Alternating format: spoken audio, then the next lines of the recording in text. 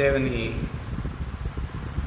మహాకృపను బట్టి మరొకసారి ఈ పునరుత్థాన శుభములు సాయంకాల ఆరాధనలో పాల్గొన్న ప్రతి బిడ్డకి నిన్నాళ్ళుగా సమకూర్చబడాలని ప్రభు ప్రకటన కోరుచున్నాను. ఉదయకాల సమయంలో మనము కొన్ని మాటలు లేఖన ఆధారాల నుంచి మరి మాట్లాడి ఉన్నాము. ఫిలిప్పీలకు రాసిన పత్రిక 4వ అధ్యాయము 19వ వచనంలో, but my God shall supply all your need according to his riches in glory by Christ Jesus. ఈ మాట గురించి ఉదయం కూడా కొన్ని మాటలు మనం ధ్యానం చేశాం. అదే వాక్యాన్ని మనం కొంత సమయం తిరిగి సాయంకాల సమయంలో మరి ధ్యానం చేయడానికి దేవుడు ఇచ్చిన కృపను బట్టి దేవుని నామాన్ని ధ్యానపరుస్తున్నాను.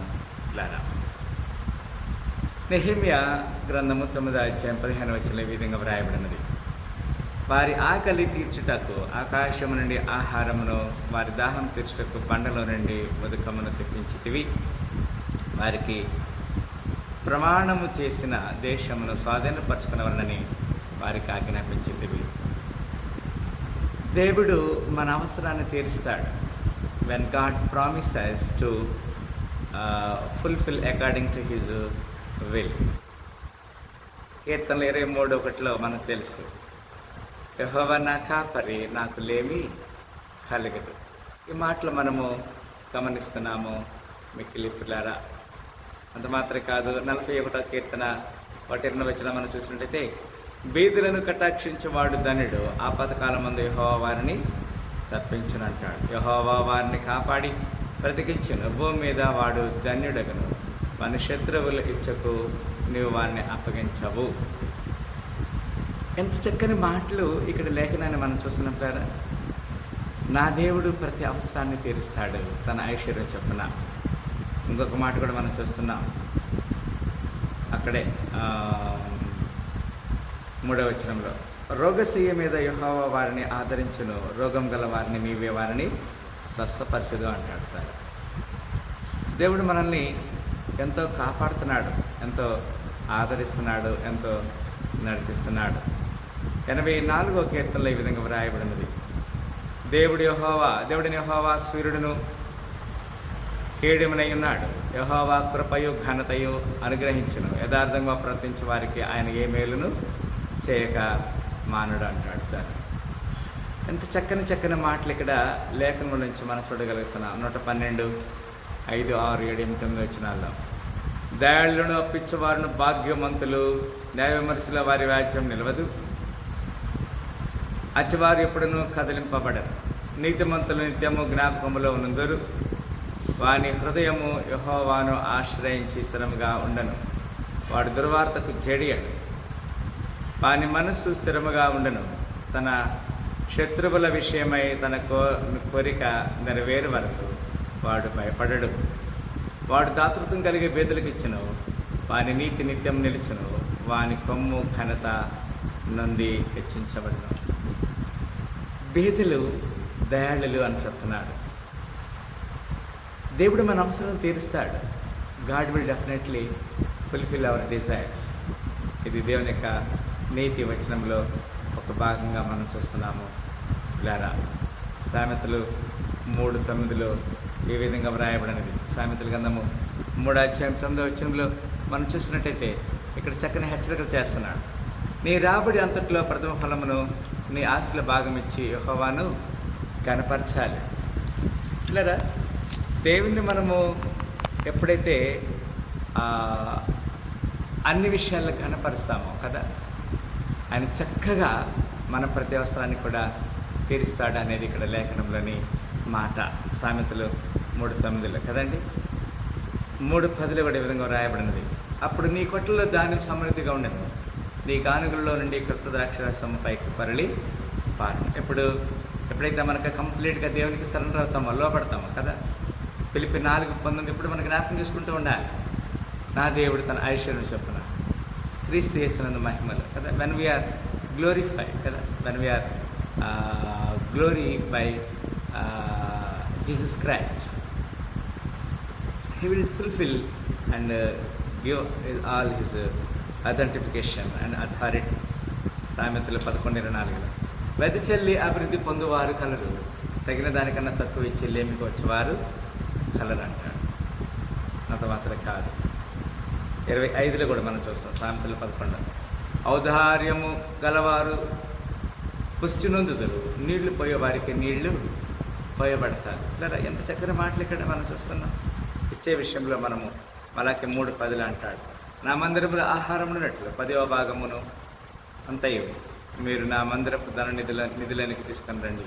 దీన్ని చేసి మీరు నన్ను శోధించినట్లా నేను ఆకాశపు వాకిళ్లను విప్పి పట్టజాలంతా విస్తారమైన దేవునిలో కుమ్మరించదనని సైన్యమైన యెహోవా సెలవిచ్చున్నాడు. అంటారా మలాకి 10 అంటే అసలు మూడో అధ్యాయం అంటే ఎంత చక్కని మాట అది.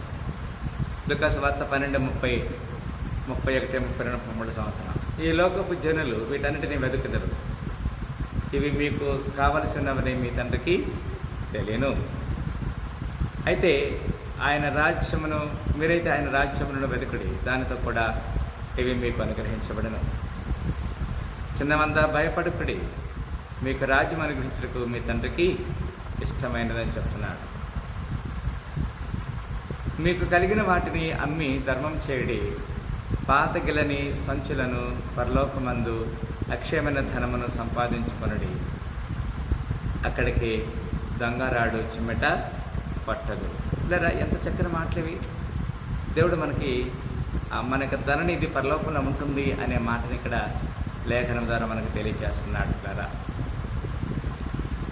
2 కొరింథీ 9:8 ఈ విధంగా రాయబడింది, మరియు అన్నిటి యందు ఎల్లప్పుడూ మీరు సమృద్ధి గలవారై ఉత్తమమైన ప్రతి కార్యం చేయుటకు దేవుడు మీ ఎడల సమస్త విధేయులైన కృపను విస్తరింపచేయగలడు. ఇందు విషయమై అతడు వెదజల్లి దరిద్రులకు ఇచ్చెను, అతని నీతి నిరంతరం నిలిచునని రాయబడినది. విత్తవానికి విత్తనమును, తినుటకు ఆహారమును దయచేయి దేవుడు మీకు విత్తనము దయచేసి విస్తరింపచేసి మీరు ప్రతి విషయంలో పూర్ణాధార భాగ్యము గలవరైనట్లు మీ నీతి ఫలము వృద్ధి పొందును అంటాడు. ఎంత చక్కని మాట ఇక్కడ. ఇట్టి ఔదార్యము వలన మా ద్వారా దేవునికి కృతజ్ఞతాస్తుతులు చెల్లించుచున్నాం. ఇలా దేవుడు తన యొక్క కృపని మనకి పాత్రలుగా అనుగ్రహిస్తున్నాడు. అంత మాత్రమే కాదు, కీర్తన 36:8 ఈ విధంగా వ్రాయబడింది, నీ మందిరం యొక్క సమృద్ధి వలన వారు సంతృప్తి నొందుతారు, నీ ఆనంద ప్రవాహంలో నుండి నీవు వారికి త్రాగనిచ్చుచున్నావు అంటున్నాడు. The richness of the house, God will definitely feed us. God will definitely. 104 కీర్తన 24 వచ్చింది, యెహోవా నీ కార్యములు ఎన్నెన్ని విధములుగా ఉన్నవి, జ్ఞానం చేత నీవు వాటన్నిటిని నిర్మించితివి, నీవు కలుగ చేసిన వాటితో భూమి నిండి అన్నది. Entire the earth was field. 130 అధ్యాయము 7వ వచనం, ఇశ్రాయేలు యెహోవా మీద ఆశ పెట్టుకొను, యెహోవా యొద్ద కృప దొరుకును, ఆయన యొద్ద సంపూర్ణ విమోచన దొరుకును. ఇక్కడ మనకి దేవుని దగ్గర వచ్చే విమోచన కొరకు మనం ఎదురు చూస్తాం. రోమా 9:23-24 మరియు మహిమ పొందుటకు ఆయన ముందుగా సిద్ధపరిచిన కరుణా పాత్ర ఘట్టం ఎడల, అనగా యూదుల్లో నుండి మాత్రమే కాక అన్ని జనుల నుండి ఆయన పిలిచిన మన ఎడల తన మహిమైశ్వర్యము కనబరచాలనేమి. అలా చక్కని మాట కదండి. మన ఎడల తన కృపని వెల్లడి చేస్తున్నాడు. ఈవెన్ జెంటైల్స్, అన్ని జనుల గురించి ఆ మాట చెప్తున్నాడు. రోమా 11:33, ఆహా దేవుని బుద్ధి జ్ఞానంలో బాహుళ్యములు ఎంత గంభీరము, ఆయన తీర్పులు శోధింపనెంతో అశక్యము, ఆయన మార్గములు ఎంతో అగమ్యములు. లేదా దేవుడు మనకి తన కృపనిచ్చి నడిపిస్తున్నాడు. ఈ సాయంకాల సమయంలో మరొకసారి ఈ పునరుద్ధాన ఆరాధనలో పాల్గొన్న ప్రతి బిడ్డను దేవుడిని నలుగురు దీవించాలని కోరుకుంటూ మనం మనసారి చేపడతాం. అలాంటి కృప దేవుడు ముందు పిలుపు రాసిన 4 ప్రకారంగా నా దేవుడు తన ఐశ్వర్యం చెప్పిన క్రీస్తు చేస్తున్న మహిమలో ప్రతి అవసరం తీరుస్తాడు. మీ అవసరాన్ని తీర్చిన సిద్ధంగా ఉన్నాను. ప్రేమ గల తండ్రి, మీ నామని కనపరుస్తున్నా, మీ గ్రప్సపం దర్శించి దీవించమని సకల ఘనత మహిమ ప్రభావిస్తూ ఈ పునరుద్ధాన శుభములతో 2వ ఆదివారం 11వ తారీఖు సాయంకాలం పాల్గొన్న ప్రతి బిడ్డను దీవించాల్సిన నామ దాయించడం యేసుక్రీస్తు పరిశుద్ధ నామని ప్రార్థన పెట్టుకుంటున్నాము తండ్రి. మరొకసారి యేసుక్రీస్తు శుభనామాలు వందనాలు తెలియజేస్తున్నాను. ఈ శుభ వర్తమానాన్ని పిలుపు రాసిన 4 ప్రకారం మన జీవితాలు అభివృద్ధి చెందను గాక.